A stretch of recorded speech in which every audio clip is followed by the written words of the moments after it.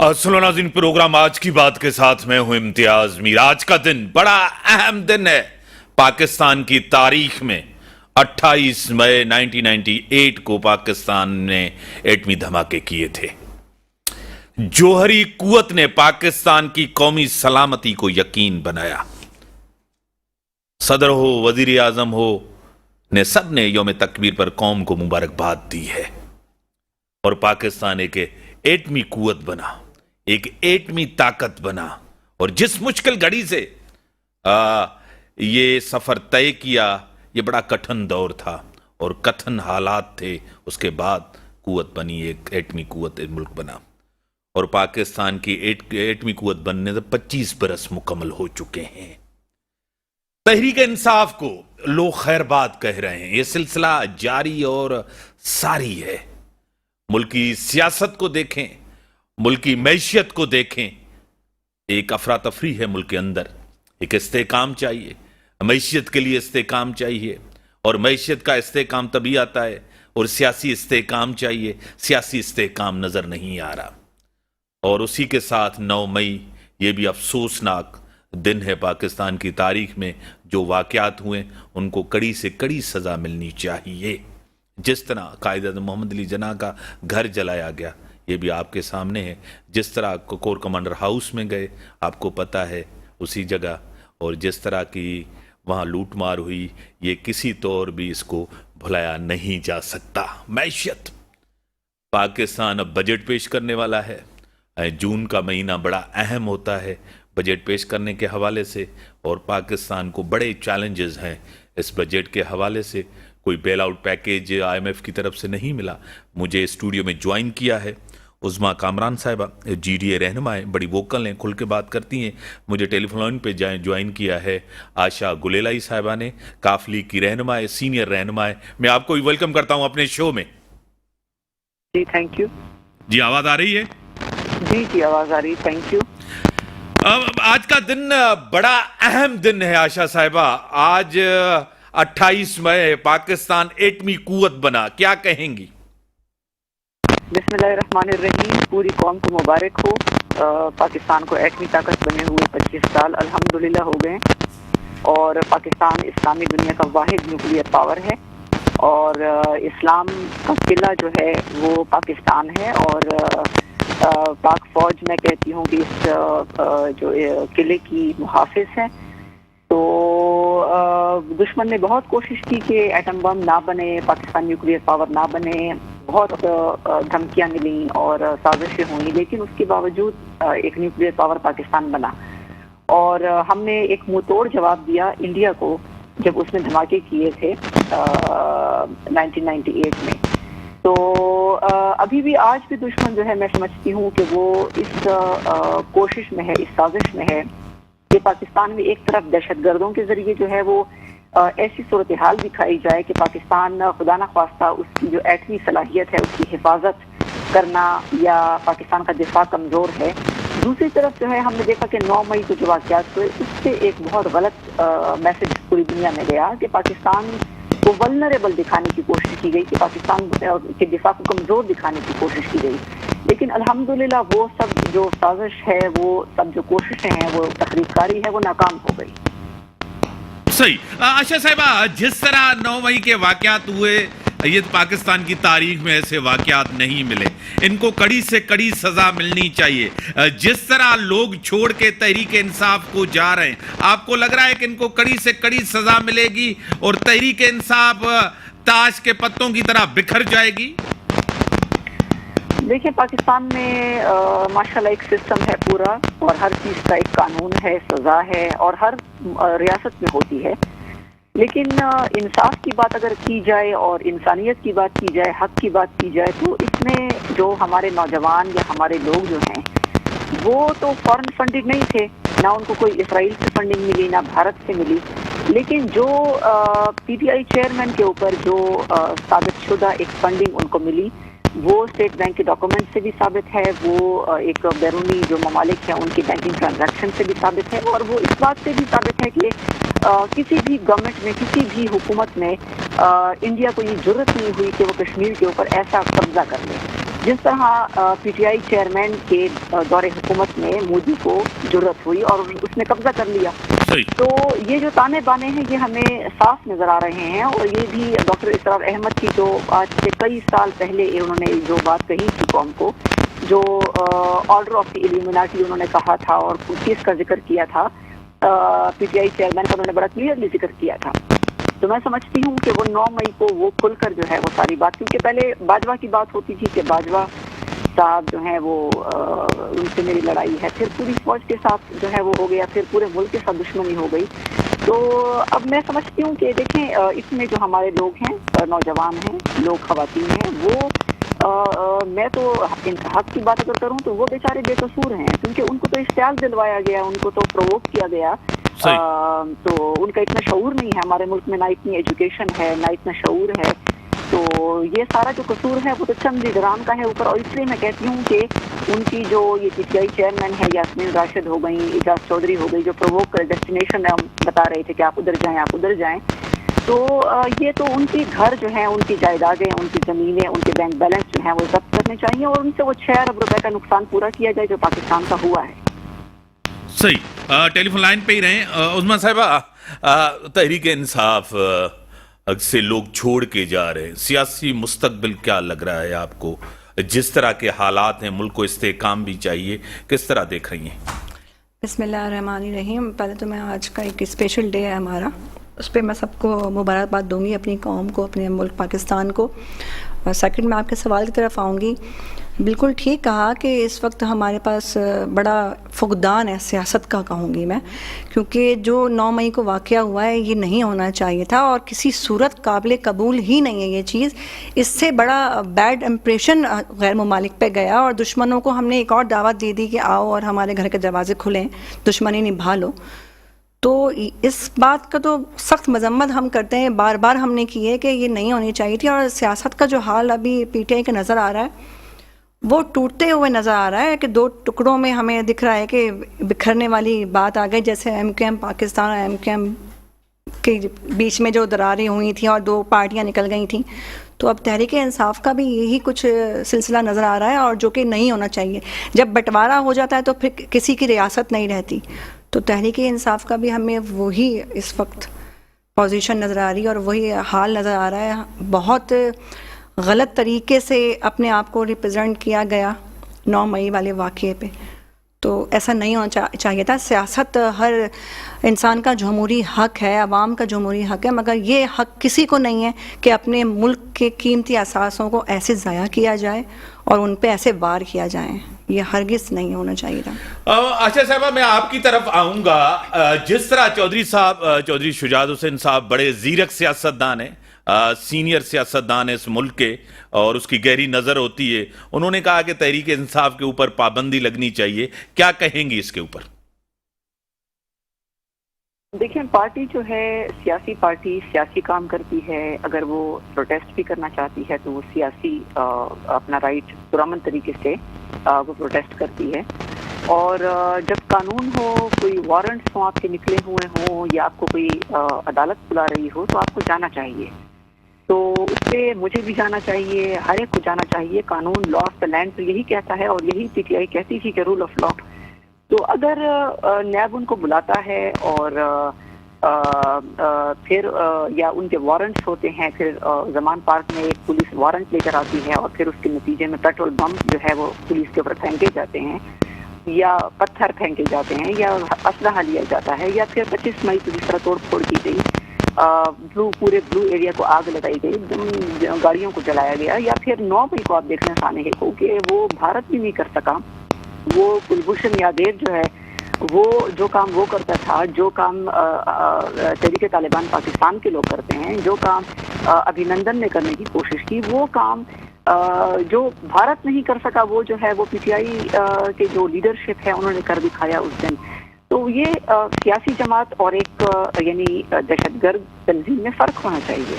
اور پھر اگر آپ الیکشن کمیشن میں تو ساری سیاسی جماعتیں رجسٹرڈ ہیں. تو اگر سیاسی جماعت کے طور پر کام نہ کرے, بلکہ سیاست کے لبادے میں دہشت گرد تنظیم بن جائے, تو پھر میرے خیال سے ریاست کا جو ذمہ داری ہے وہ اس کو ادا کرنا چاہیے. اب آشا صاحبہ ملک کے اندر آپ کو پتہ ہے کہ معیشت بہتر نہیں ہے. معیشت بہتر بھی تب ہوتی ہے جب آپ کے پاس معاشی استحکام تب آتا ہے جب سیاسی استحکام. حل کیا ہے اس کرائسس سے نکلنے کا, کیا کہیں گی؟ حل تو بس یہی ہے کہ ایک تو پاکستان میں جو انتشار ہے, افراتفری ہے, وہ ایک تو اس کو ختم ہونا چاہیے پاکستان میں. اور پیسفل جب تک آپ نہیں ہوں گے آپ کا ملک اسٹیبل نہیں ہو سکتا. جو ہر ملک میں احتجاج بھی ہوتے ہیں لیکن ایک طریقے سے ہوتے ہیں. دوسرا یہ ہے کہ جو بھی یعنی اب ہماری مسلم لیگ جو ہے, پاکستان مسلم لیگ کاف, اس کا ایک ویژن ہے پاکستان کے لیے کہ ہم پاکستان کی جو مڈل کلاس ہے, پاکستان کا غریب طبقہ ہے, ان کو ہم انشاءاللہ ان کے رائٹس کے لیے ہم جدوجہد کر رہے ہیں. اور پاکستان کی خواتین ہیں, پاکستان کے نوجوانوں کی بہت مسائل ہیں, اور ہم یہ کہتے ہیں کہ ہم کوئی بڑا سلوگن نہیں لگا رہے, کوئی بڑے اونچے دعوے نہیں کرتے. ہم پاکستانی عوام کے جو گراس روٹس کے مسائل ہیں, بنیادی مسائل ہیں, وہ اس کو ہم حل کریں گے.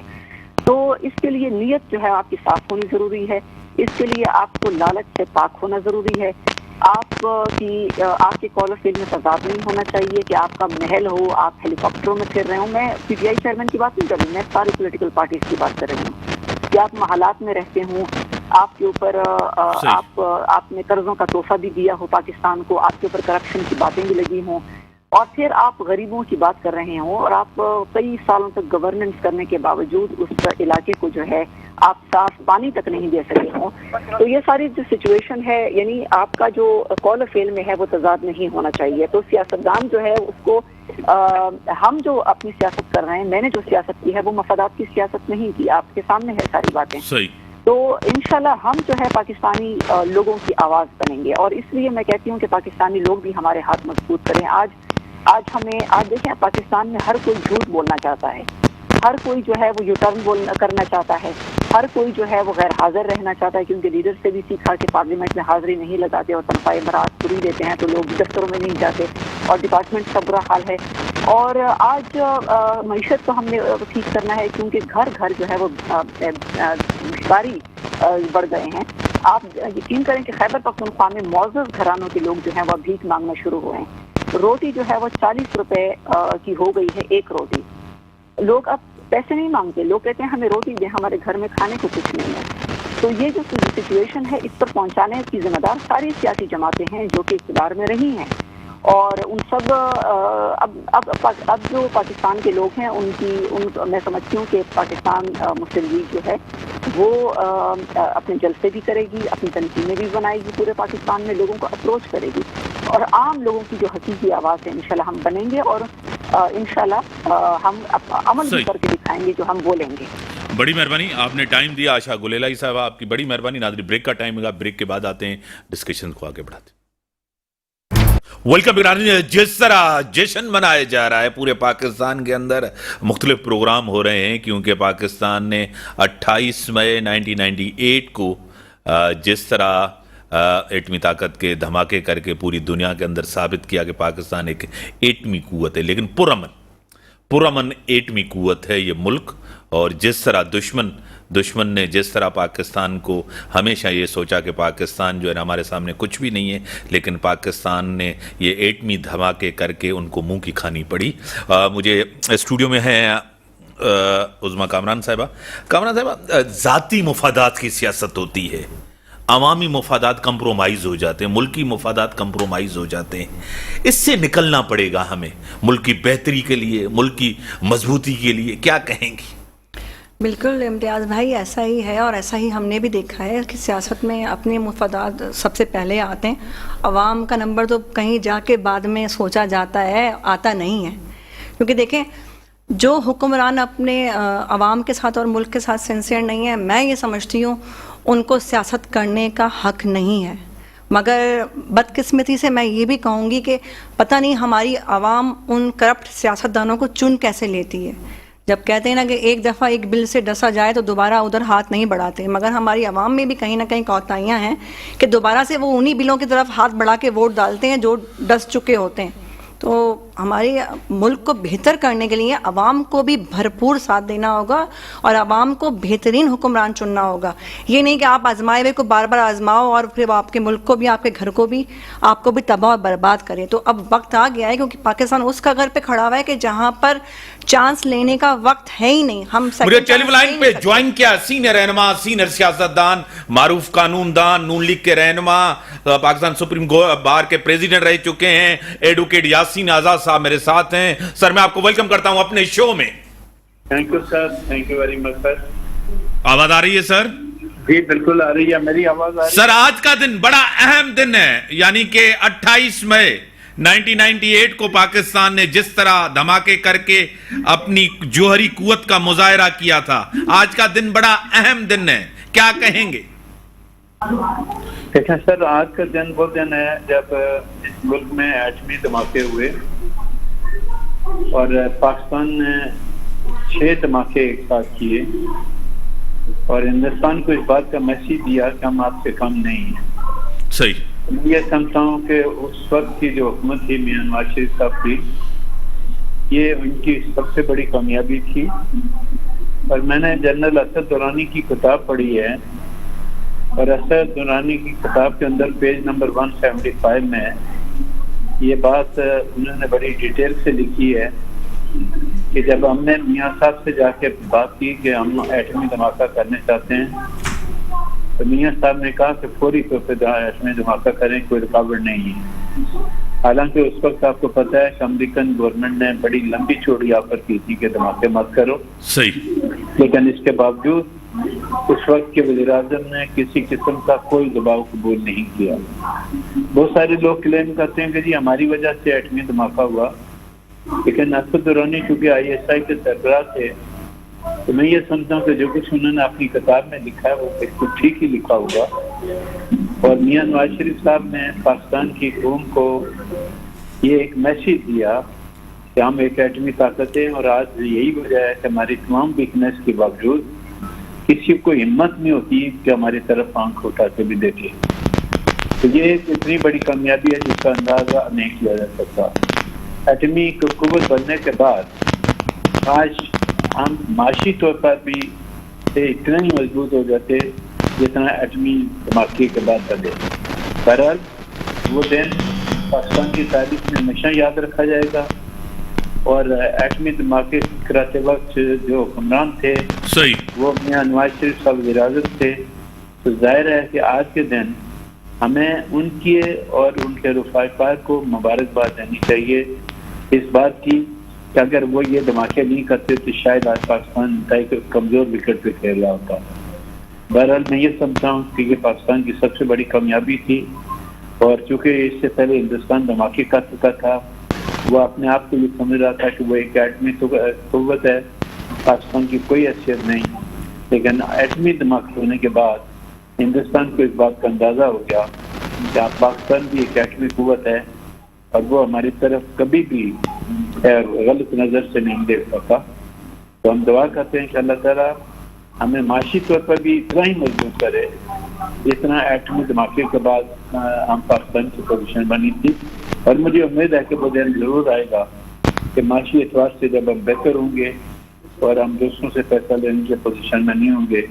بہرحال آج کا دن 28 مئی کا دن پاکستان کی تاریخ کا سنہری دن ہے اور میں ایک دفعہ پھر میاں نواز شریف صاحب کو جو آج بھی مسلم لیگ نون کے سربراہ اعلیٰ ہیں اس زبردست کامیابی پر جو اس وقت انہوں نے حاصل کی میں مبارکباد دیتا ہوں اور پوری قوم کو بھی مبارکباد دیتا ہوں جو اس کی وقت کی حکومت نے دھماکہ کیا اور دھماکہ کرنے کے بعد پاکستان کو ایک ایٹمی قوت بنایا.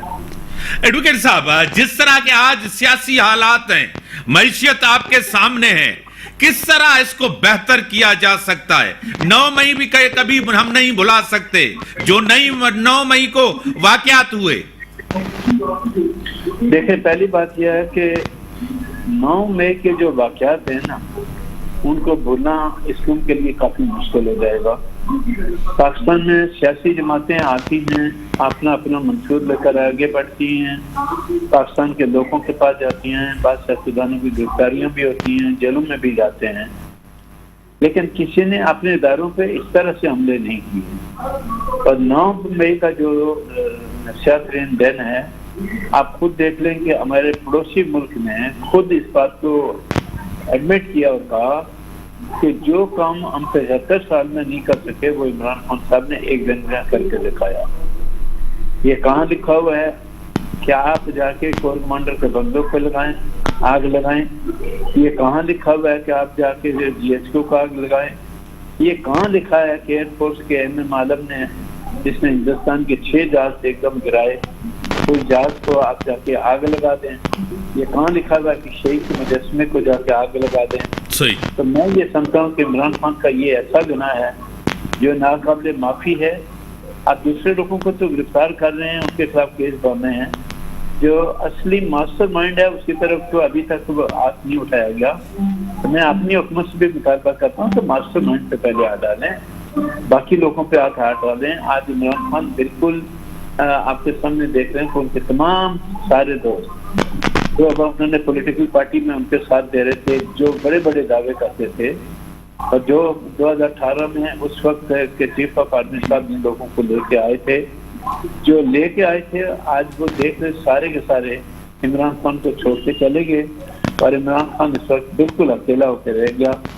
اور مجھے افسوس تو اس بات کا ہے کہ ان کی سیاسی جماعت میں مجھے کوئی ایسا ایک بھی سیاستدان نہیں ملا جس نے گرفتاری کو ویلکم کیا ہو اور یہ کہا ہو کہ میں تمام حالات کو فیس کرنے کے لیے تیار ہوں.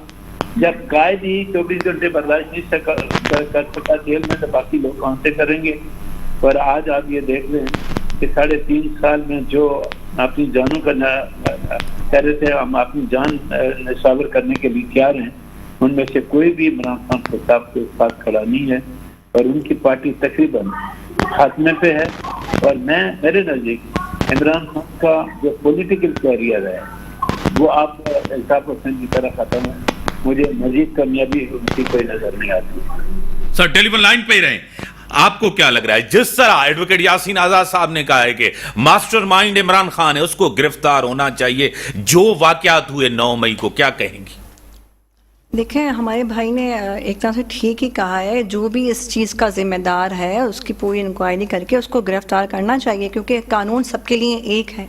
کیونکہ چاہے وہ کوئی پارٹی کا لیڈر ہو, چاہے کوئی ادنا سا ممبر ہو, قانون سب کے لیے ایک ہونا چاہیے اور پوری انکوائری ہونی چاہیے. آپ کو یاد ہوگا کچھ عرصے پہلے میں نے آپ کے پروگرام میں ہی ایک بات کی تھی کہ عمران خان کو میسج دیا تھا کہ خان صاحب کو چاہیے کہ اپنی ہی کیبنٹ میں چھپے ہوئے دشمنوں کو دیکھیں اور اپنی پارٹی کو کلین کریں.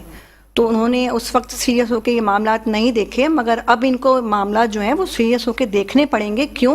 کیونکہ ملک کی معیشت کے ساتھ ساتھ ملک جو ہے وہ آن دا موو گر رہا ہے ہمارا ان سیاسی اختلافاتوں کی وجہ سے. تو ان اختلافاتوں میں اگر لگے رہیں گے اور سیاسی لڑائیاں لڑتے رہیں گے تو آپ بتائیں عوام کہاں کھڑی ہے اور پاکستان کس موڑ پہ آ جائے گا. تو واقعی میں بڑا بدحالی کی صورت میں اور بدحالی کے زمرے میں آپ نے ہمارے بوجھ تلے دبا دیا ہے ہمیں, کیونکہ بدحالی اور بڑھا دی ہے.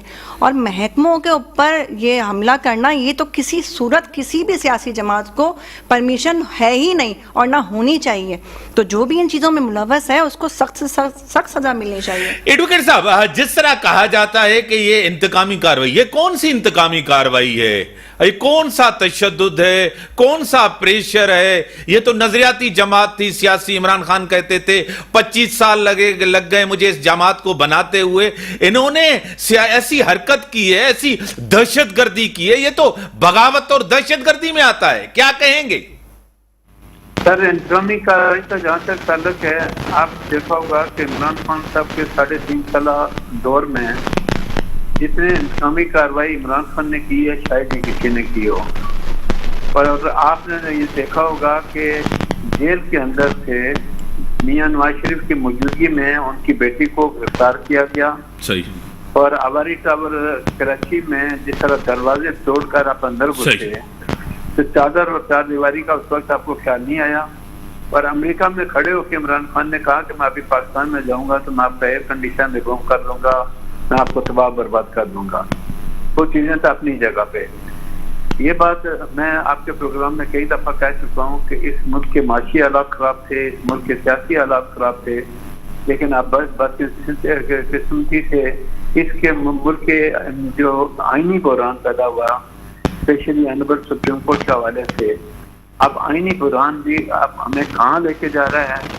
جس طرح ابھی آپ کے سامنے آڈیو لیک کے معاملے میں جو آنریبل چیف جسٹس صاحب نے آبزرویشن دی یا جو باتیں کی، وہ اس بات کی نشاندہی کرتی ہیں کہ ہماری عدلیہ کے درمیان بھی ڈفرینسز ہیں. جس طرح میڈم نے کہا، میں ان کی بات کو اپریشیٹ کرتا ہوں کہ بہتر یہی تھا کہ ہمارے ملک کے پولیٹیکل لیڈر جب پارلیمنٹ کے اندر تھے، پاکستان کے 22 کروڑ عوام ان کو الرٹ کر کے پارلیمنٹ اس لیے بھیجتے ہیں کہ وہ پاکستان کے 22 کروڑ عوام کی نمائندگی کریں، ان کو مشکلات سے نکالیں، ان کے لیے بہترین راستے کا چوائس کریں. لیکن بدقسمتی یہ ہے کہ پارلیمنٹ کا ادارہ جس میں بیٹھ کے تمام مسائل کو حل کیا جا سکتا ہے، ہمارے تمام پولیٹیکل پارٹی کے لوگ اس بات کی کبھی کوشش کرتے ہی نہیں ہیں کہ اپنے معاملات کو پارلیمنٹ کے اندر طے کریں. پھر یہ معاملات عدلیہ میں لے کے جاتے ہیں، اور عدلیہ میں جب ججمنٹ آتا ہے تو ہم پھر جس کے فیور میں ہوتا ہے وہ سوچیاں بناتا ہے، اور جس کے اگینسٹ میں ہوتا ہے وہ باتیں کرتا ہے. تو میں اداروں سے یہ بات کہتا ہوں، چاہے وہ عدلیہ کا ادارہ ہو، اسٹیبلشمنٹ کا ادارہ ہو، چاہے ہمارے پارلیمنٹ کا ادارہ ہو، میں ان اداروں کے تمام لوگوں سے ایک بات کہتا ہوں اور بار بار پروگرام میں کہتا ہوں کہ خدا کے لیے اپنی انا کی جنگ لڑنا چھوڑ دیں، پاکستان کے بقا کی جنگ لڑیں.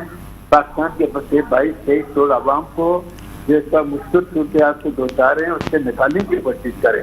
لیکن بدقسمتی یہ ہے کہ ہمارے ہاں اداروں کے درمیان اتنا ٹکراؤ ہے، اور میں نے اپنی لائف میں پہلی دفعہ دیکھا کہ ایون آنریبل سپریم کورٹ میں جو تقسیم سامنے آئی ہے اس کی وجہ سے بھی مجھے انتہائی افسوس ہے، کیونکہ اس ادارے سے میں پچھلے 45 سال سے منسلک ہوں.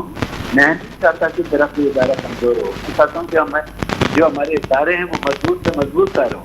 بس 9 مئی کو جو کچھ ہوا، اور جس طرح عمران خان کو 24 گھنٹے کے اندر اندر آنریبل سپریم کورٹ نے ریلیز کر دیا، کیس ختم کر دیا، پھر وہ اسی دن اسلام آباد ہائی کورٹ میں پہنچا اور پورے سے پورا ریلیز ملا.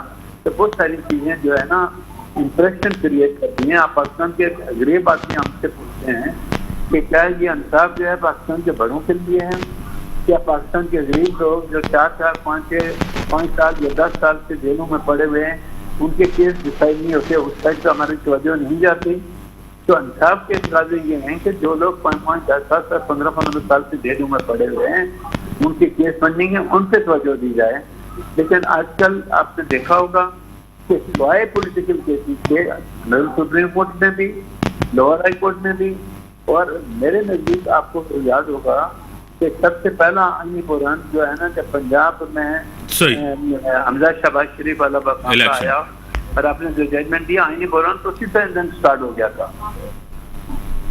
تو میں یہ سمجھتا ہوں کہ حالات کو بہتر بنانے میں ہمارے سیاستدانوں کو رول پلے کرنا چاہیے. یاسین آزاد صاحب، آپ کو پتا ہے آڈیو لیکس کمیشن کو جس طرح اس کا نوٹیفیکیشن معطل کیا سپریم کورٹ نے، چیف جسٹس صاحب نے کام سے روک دیا اس کو، کہ اس میں جو ہے نا اسینٹ نہیں لیا گیا تھا چیف جسٹس صاحب سے. دیکھیں میرا تو پوائنٹ آف ویو ہے کہ چونکہ یہاں پہ honourable chief justice of Pakistan کو اس بینچ کیا فل ایڈ نہیں کرنا چاہیے تھا، چونکہ کچھ فیملی ممبر ان کے انوالو ہو رہے تھے. یہ دوسری بینچ بنا دیتے، کسی اور جج کو ایڈ بنا دیتے. مجھے وہ وقت یاد ہے کہ جب چودھری افطار صاحب کے بیٹے کا معاملہ آیا تو چودھری افطار صاحب نے بڑے کورٹ میں قرآن سے ہاتھ رکھ کے یہ کہا کہ مجھے نہیں پتا کہ میرا بیٹا کیا کاروبار کرتا ہے. تو مجھے اس وقت بڑا دکھ ہوا تھا کہ ایسا نہیں ہو سکتا. تو جب کرٹسی کلیم کرتی ہے اور ہماری مارل ایتھکس بھی ہے کہ اگر کوئی فیملی ممبر ہو تو پھر اس جج کو بنچ کے اندر نہیں بیٹھنا چاہیے، بنچ دوسروں کی بنا دینی چاہیے. اور بعد میں چودھری افطار کے معاملے میں بھی جب بنچ بنی تو پھر دوسری بنچ بنی، چودھری صاحب بیچ سے ہٹ گئے اور ان کا معاملہ جو ان کے بیٹے کا یا ملک ریاض کے داماد وغیرہ کا تھا وہ پھر ایجنسیوں کو دیا گیا. تو جب آنریبل چیف جسٹس صاحب کو پتا تھا کہ میری فیملی ہے تو بجائے اٹارنی جنرل کے اعتراض سے پہلے ہی اگر وہ بنچ سے دوسرے جج صاحبان کا بنا لیتے تو میرے نزدیک زیادہ بہتر تھا. اور پھر آپ نے ایک آڈیو لیک کا کسی جج کے خلاف انکوائری نہیں ہو رہی تھی، یہ ان لوگوں کے خلاف ہو رہی تھی جو آڈیو ریکارڈ کرتے رہے. اور آج کا پرنٹ میڈیا آپ اٹھا کے دیکھیں کہ جیسے فیض عیسیٰ صاحب نے بڑی ڈیٹیل سے ان تمام چیزوں پر اپنا اظہار خیال کیا ہے. لیکن اس کے باوجود چونکہ آنریبل سپریم کورٹ کا فیصلہ ہے اور 31 مئی تک اس کے کیس کی دوبارہ ہیئرنگ ہوگی، تو کمیشن نے اپنا کام روک دیا.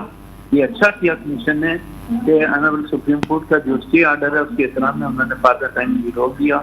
کل آنریبل سپریم کورٹ فائنلی کیا ڈیسائیڈ کرتا ہے میں نہیں سمجھتا، لیکن میں کہتا ہوں کہ آڈیو ڈی کا جو سلسلہ ہے اس کو صحیح کنٹرول کرنے کے لیے جو کمیشن بنا تھا اس کی رپورٹ آ جانی چاہیے.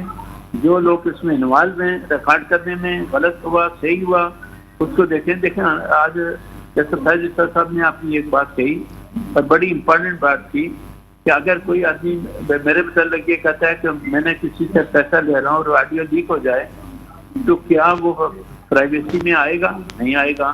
کسی آدمی کا مرڈر ہو جاتا ہے CCTV دیکھ کے آپ طے کرتے ہیں کہ کس کی غلطی ہے کس کی نہیں ہے. ابھی یہاں کراچی میں ایک ایکسیڈنٹ کا کیس ہوا تو کیس FIR کسی کے خلاف کٹی، اس میں ایک آدمی کی ڈیتھ ہو گئی. جب CCTV دیکھی گئی تو غلطی کسی اور کی تھی. تو یہ بہت ساری چیزیں ہیں، ان چیزوں کو میرے خیال میں ایک دفعہ طے ہو جانا چاہیے اور اس کو پرسنل نہیں بنانا چاہیے، بلکہ in the interest larger interest ان چیزوں کا جو ہے نا کوئی نہ کوئی کمیشن کو رپورٹ دے دینی چاہیے. ٹھیک ہے، ٹیلی فون لائن پہ رہیں. عوام کو ریلیف عوام کی کب سوچی جائے گی کہ عوام کی کیا صورتحال ہے، عوام کس کرب سے گزرے، کیا کہیں گے؟ دیکھیں عوام کا تو سچی بات ہے نہ ہی تذکرہ بار بار ہوا یہاں، چاہے وہ ہماری اسمبلیاں ہوں یا آپ کے سیاسی ڈرائنگ روم ہوں. عوام کا تو کوئی سوچتا ہی نہیں ہے، یہ حقیقت ہے. پاکستان مسلم لیگ فنکشنل کی طرف سے میں ہوں اور میں نے ہمیشہ ایک عوام بن کے بات کی اور عوام کے لیے ہی بات کی. کیونکہ جب آپ عوام بن کے بات کرتے ہیں تو عوام کا درد بھی اپنے سینے میں رکھتے ہیں اور ان کے لیے بات کر پاتے ہیں. عوام کو ریلیف ملنا چاہیے کیونکہ عوام ہے تو پاکستان ہے، پاکستان ہے تو حکمران ہے. در حقیقت جب ملک ہی نہیں رہے گا، معیشت ختم کر دی گئی ہے ملک کی، تو کہاں سیاست کریں گے یہ سیاستدان؟ عوام کے لیے سوچنا چاہیے. پہلا حق ملک کا ہے اور پھر عوام کا ہے. جب آپ عوام کا نہیں سوچیں گے تو بدحالی بھی پھیلے گی اور غلط فیصلے بھی ہوں گے، وائلنس بھی ہوں گے.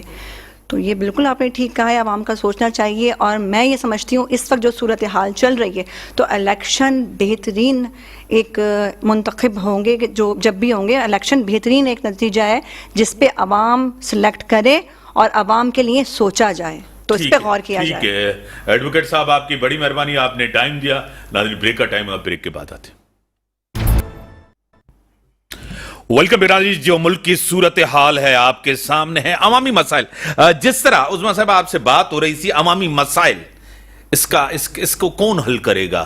آپ کی گورنمنٹ یعنی کہ آپ کی پارٹی بار بار ہر گورنمنٹ میں آئی، اس سے بھی کوئی انکار نہیں ہے. پیپلز پارٹی بار بار اقتدار میں آئی، اس سے بھی انکار نہیں. نون لیگ بار بار اقتدار میں، اس سے بھی انکار نہیں ہے. عمران خان صاحب بھی اقتدار میں آئے، MQM بھی بار بار اقتدار میں، ہر دور میں اقتدار میں ہوتے. تو آپ ہی لوگ تو ہو جو سیاست کرتے ہو، جس کو حکمرانی ملتی ہے، تو آپ کو ہی تو ڈیلیور کرنا ہے. یہ ناکامی تو آپ سب کی ناکامی ہے، کسی ایک سیاسی جماعت کی تو ناکامی نہیں ہے.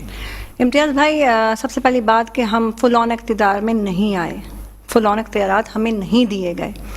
ہم اپنی مدد آج بھی میں ڈسٹرکٹ کورنگی کی ایک لیڈیز ونگ کی ادنا سی ممبر ہوں، صدر ہوں، مگر میرے پاس آج بھی سنڈے ٹو سنڈے ایشوز آتے ہیں. تو ہم اپنی مدد آپ حل کر رہے ہیں. تو یہ کہنا تو بالکل غلط ہوگا کہ ہم لوگوں کے مسئلے مسائل نہیں سنتے، چاہے وہ چھوٹا مسئلہ ہو یا بڑا مسئلہ ہو. کام ہے عوام کے لیے کرنا اور اپنے ملک کے لیے کرنا. آواز بننا ہے عوام کی، حکمرانوں کی نہیں. نہ ہم کل حکمرانوں کے ہاتھ یوز ہوئے، نہ ان کی آواز بنے، نہ آج ہم حکمرانوں کی آواز بنے، نہ کل بنیں گے. ہم صرف عوام پہ حکومت کرتے ہیں، عوام کے لیے حکومت کرتے ہیں اور ان کی آواز بنتے ہیں. دوسری بات یہ دیکھیں، اقتدار میں آنے کے بعد وعدے قسمیں، پیپلز پارٹی کا حال دیکھ لیں. آپ 14-15 سال سے حکومت کر رہی ہے. اگر ہم مان بھی لیں، میرے ساتھ ٹیلی فون لائن پہ ہیں صوبائی وزیر ہیں، MPA ہیں، بشرا رند صاحبہ، بلوچستان عوامی پارٹی سے ان کا تعلق ہے. میں آپ کو ویلکم کرتا ہوں اپنے شو میں. Thank you. چاگی ہمیشہ تاریخ میں چاگی کا نام روشن رہے گا، کیونکہ آج 28 مئی 1998 کو جس طرح तो एटमी ताकत के धमाके किए गए थे, पाकिस्तान एक एटमी कुव्वत बना था, क्या कहेंगी? देखिए, इससे तो हमें जितना भी फख्र करें कम है, क्योंकि हम पहली इस्लामिक कंट्री हैं जो एटॉमिक पावर बनी, और पूरी दुनिया जो है आज उसकी इसी वजह से पाकिस्तान का नाम भी जानती है और नजरें भी इसी पे, क्योंकि हम वी आर एटॉमिक पावर। और इंशाल्लाह ताला अल्लाह ने चाहा तो इससे आगे हमें और बहुत सारी सक्सेस मिलेंगी, और वर्ल्ड में नंबर 7 पे हम हैं। तो मेरा ख्याल है ये एक बहुत बड़ा एजाज है पाकिस्तान के लिए, तमाम पाकिस्तानियों के लिए, हम सब के लिए।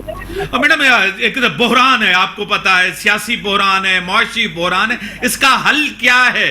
जब से 9 मई का वाकयात हुए उससे बहरान और मजीद बढ़ते जा रहे हैं, क्या कहेंगी? देखिए, सियासी बहरान और साथ साथ इकोनॉमिक जो सूरत हाल है इस वक्त, उसमें मेरा ख्याल है बहुत बड़ा किरदार इस वक्त जो 9 मई को पीटीआई की तरफ से हुआ है, उसमें मैं कहती हूँ पाकिस्तान को जो डैमेज किया है, अरबों रुपए का नुकसान, वो मेरा ख्याल है 70-75 सालों में कभी नहीं हुआ, और वो उसको इतनी जल्दी हम कवर अप कर भी नहीं सकते। उसको टाइम लगेगा कि हम वापस स्टेबल हो, लेकिन अल्लाह ने चाहा 6 महीने में हम लोग वापस अपनी पोजीशन पे बहाल हो जाए। आपको लगा उसको कड़ी से कड़ी सजा मिलनी चाहिए, जिस तरह नून लीग की क़यादत और दूसरी सियासी जमातें करें? इसका मास्टरमाइंड इमरान खान था, उसको जेल में डालना चाहिए।